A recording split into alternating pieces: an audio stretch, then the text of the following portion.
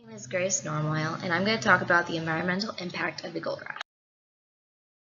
First of all, the people that were in California were the Indians, and they had a lot of land, they had food, they were able to survive, they lived off the land.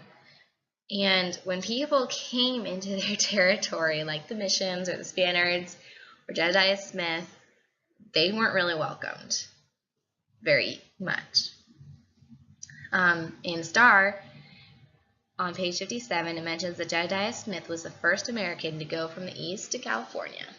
Indians were very fierce, I guess, over his cross of the United States, and he lost every person that he brought with him except for two. But they did make it to the fort and to the missions that were there. And when the gold rush started, the people started coming in like wagon trails, and they populated California a whole bunch from where it was before.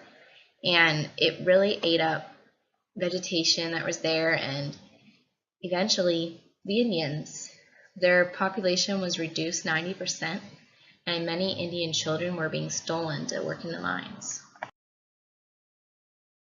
History lessons we learned from the gold rush. There's good and bad. One thing that's good is endurance. They really took a lot of courage and strength and endurance to cross the United States as a family with all their belongings and on a wagon, across mountains, across all these temperature changes, and then Indians.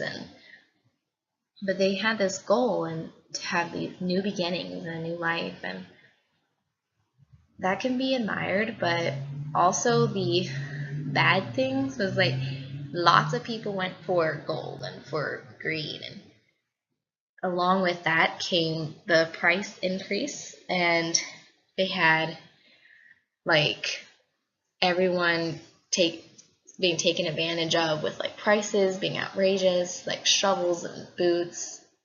And also the land was not doing too well because of how many people came that needed food, or they needed trees for their houses, or even the mining that took a lot from the land, and the Indians suffered from them too. Do I believe that the miners were intentional? Well, not outright intentional, but it doesn't seem like they cared, and that they had a lot of greed and a desire just for money, and not even cared about the people or the Indians. They were ruining rivers so the fish couldn't be there. The vegetation just started dying down. In Merchant, page 130, Mining Impact on the Land, it says the hills melt away and disappear under the influence of mining, and the whole valleys are filled with clean washed boulders of quartz.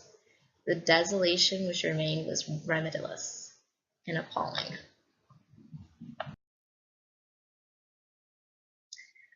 What does the Bible say about this? Well, it says that